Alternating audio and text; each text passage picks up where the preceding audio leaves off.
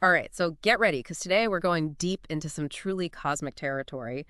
We're tackling the Syrians, those mysterious beings everyone seems to be talking about.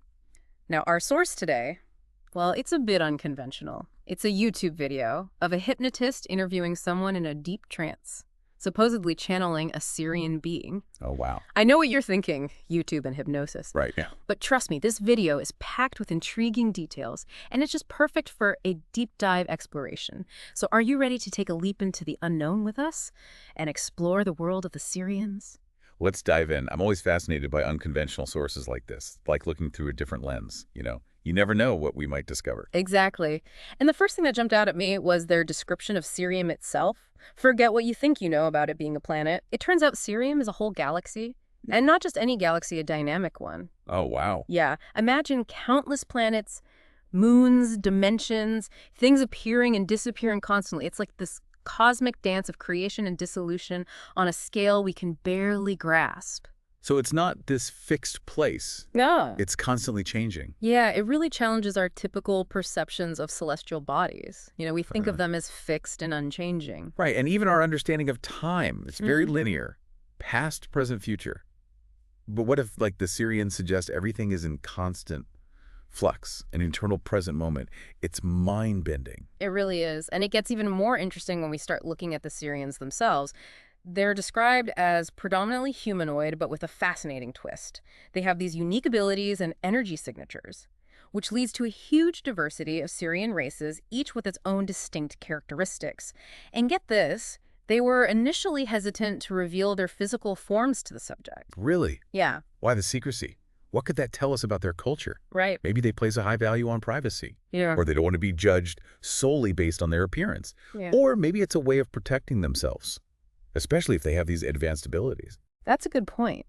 It makes you think about the implications of encountering a species with potentially superior technology and knowledge. Would we approach them with curiosity or fear? Would we even be ready for such an encounter? Right. It raises a lot of questions about our own readiness, both technologically and ethically.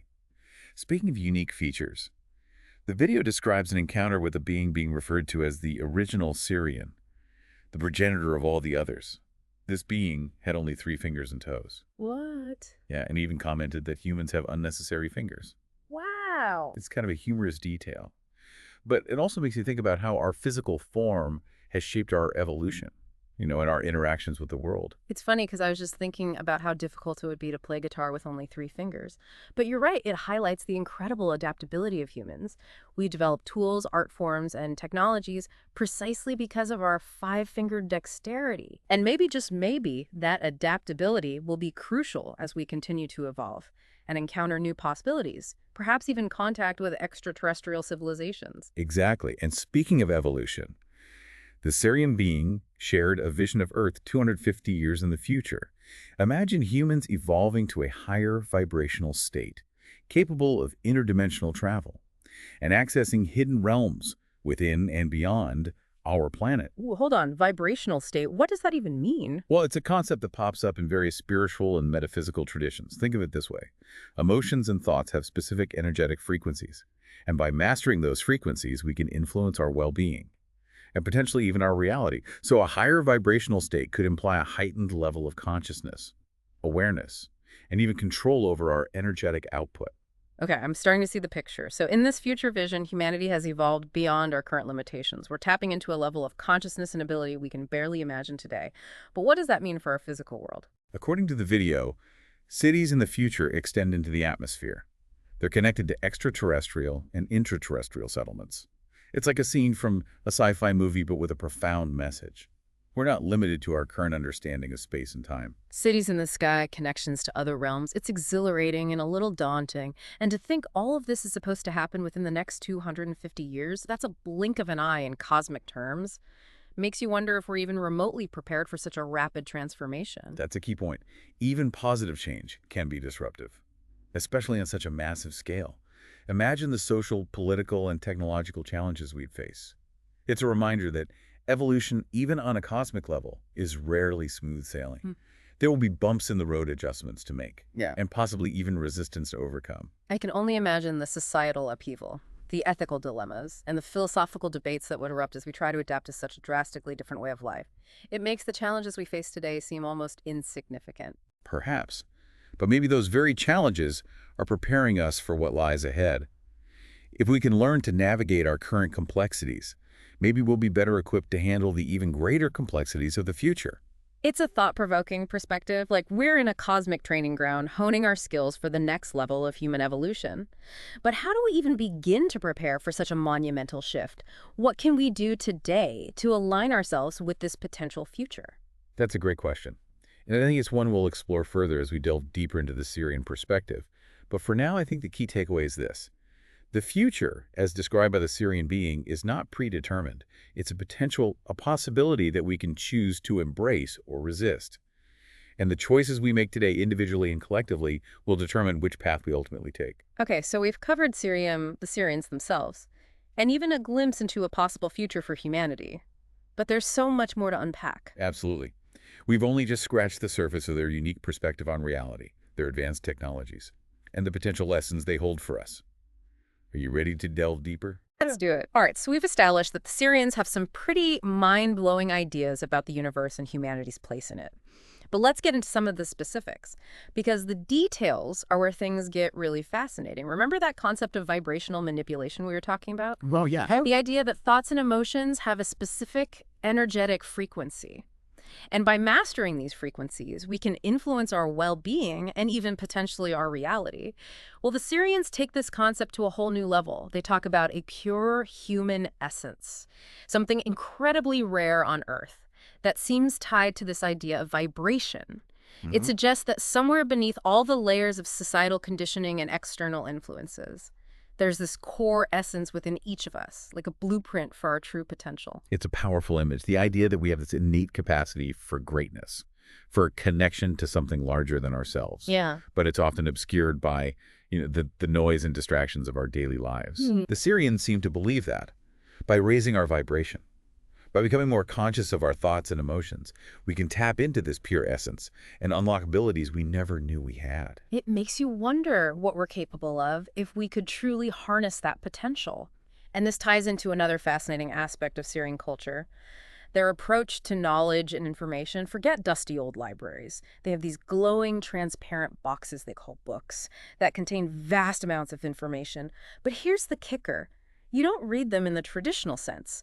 It's all telepathic. Telepathic libraries, that's straight out of science fiction. I know, right? But think about the implications. If we could access information directly through thought, imagine how much faster we could learn, how much deeper our understanding could become.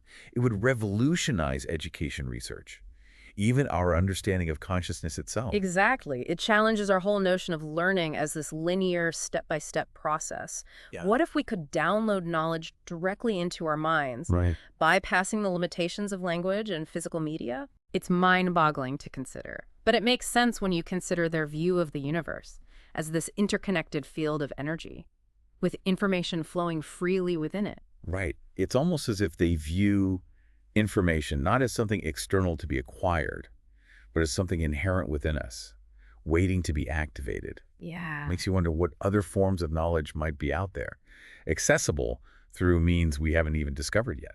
All right, so we've talked about mind-expanding knowledge, but let's get down to something a little more basic. What do Syrians eat? Because everyone's got to eat. Right. I'm picturing some elaborate interstellar feasts with exotic alien delicacies. No, it's not quite like that. Apparently, they can create food from pure energy. These little energy balls that provide all the sustenance they need. No grocery shopping, no cooking, just pure energy converted into nourishment. Talk about efficient. Energy balls. I'm picturing something like futuristic power bars. Yeah. But it raises an interesting question. If they can create food from energy, what does that mean for their understanding of nutrition and the role of food in their lives? That's a good point. And it's not just about basic sustenance. They can tailor these energy balls to enhance specific abilities. They even have some for, well, let's just say boosting certain aspects of physical intimacy. No, that's intriguing. I know, right? It seems like they have a very practical, almost scientific approach to food. It's not just about satisfying hunger. It's about optimizing their physical and energetic well-being. Makes you wonder, what if we could tailor our food to enhance specific aspects of our own being?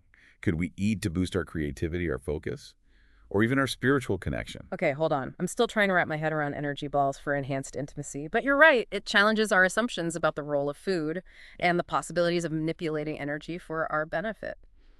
Speaking of creativity, the subject delved into the Syrians' perspective on art. Apparently, a lot of the art we see on Earth is actually inspired by Syrian creations. Really? Yeah, they've got music paintings, sculptures, all imbued with a unique energetic signature. So they're trendsetters on a cosmic scale. I can see it now, Syrian Fashion Week interstellar art galleries. I love it. But on a more serious note, it's fascinating how they view art as a means of conveying information and energy. It challenges our traditional view of art as purely aesthetic or expressive. Right. What if every brushstroke, every musical note carries a specific vibration? That can impact our consciousness. It's like a whole new dimension to art appreciation. We're not just experiencing the beauty or the emotion, but also absorbing this subtle energetic transmission. It makes you think about the power of art to influence us on a deeper level than we might realize. Absolutely. And this concept of energy and vibration, it seems to permeate their entire culture, even extending to their views on health and illness. Right. And it's a radical departure from our own approach. Yeah. We tend to view illness as something to be feared and avoided at all costs, but the Syrians see it differently. Some groups actually choose to experience illness as a form of learning or growth. That's a mind shift. We're so conditioned to fight disease. But what if it could serve a purpose? What if it could teach us something about ourselves, our resilience, or even our spiritual evolution? It certainly challenges our assumptions, and it ties back to their understanding of the universe as constantly transforming, with everything playing a role in this grand cosmic dance of creation and dissolution. They even apply this perspective to their own lifespans. They can literally choose how long they want to live. Wait, really? Yeah, So immortality is an option.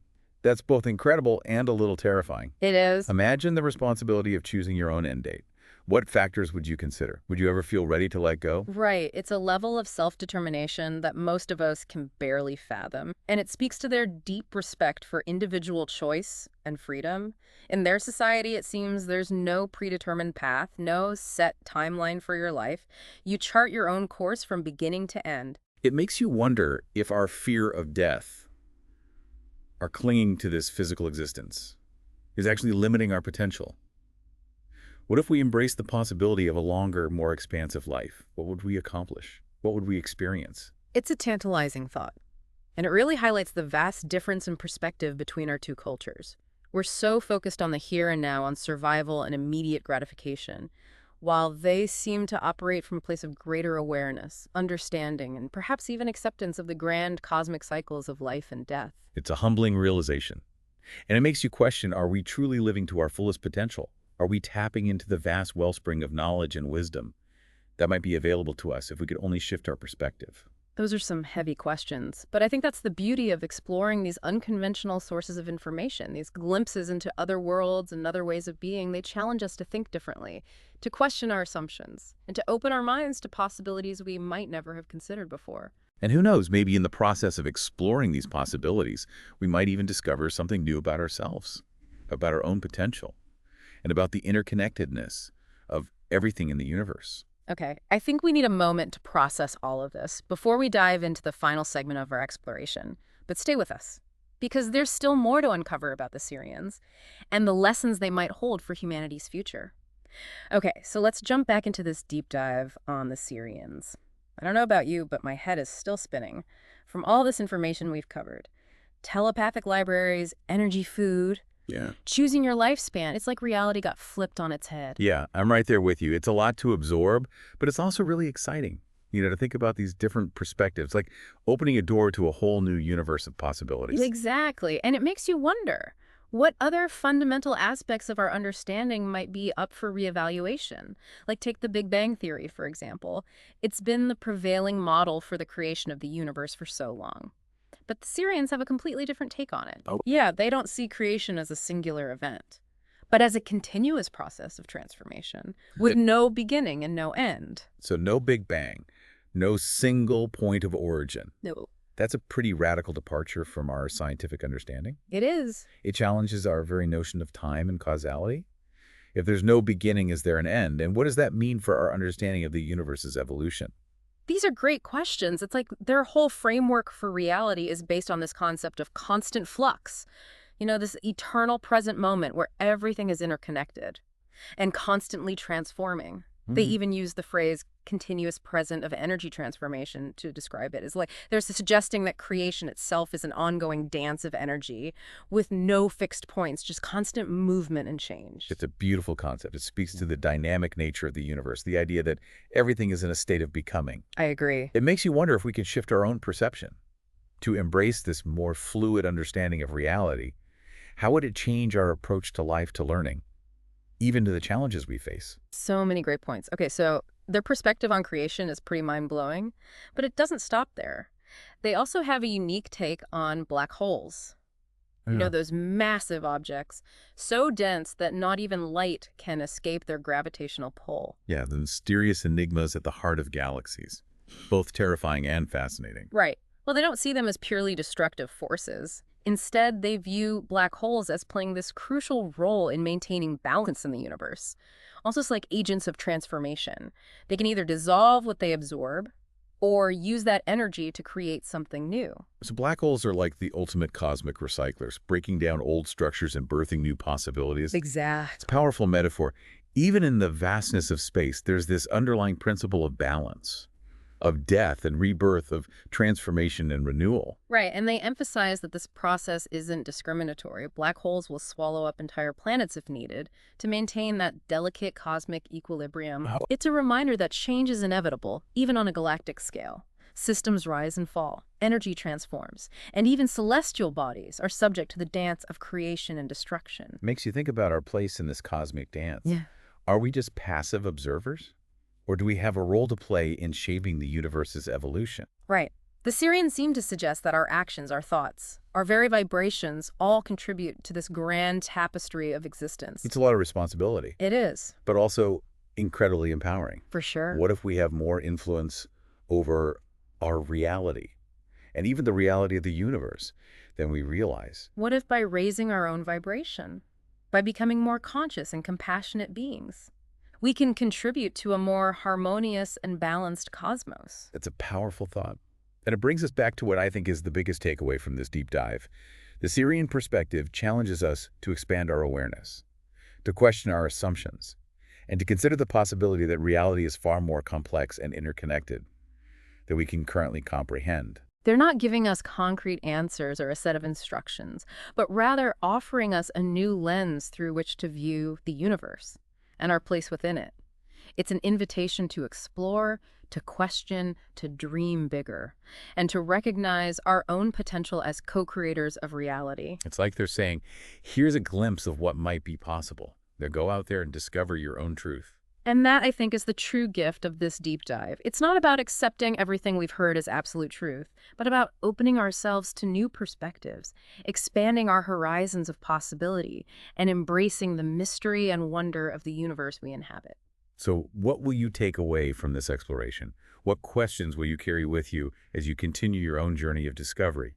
What possibilities will you choose to embrace? We'd love to hear your thoughts, your insights, and your own explorations into the world of the Syrians and beyond. Because as we've learned today, the universe is full of mysteries, and the journey of discovery is just beginning.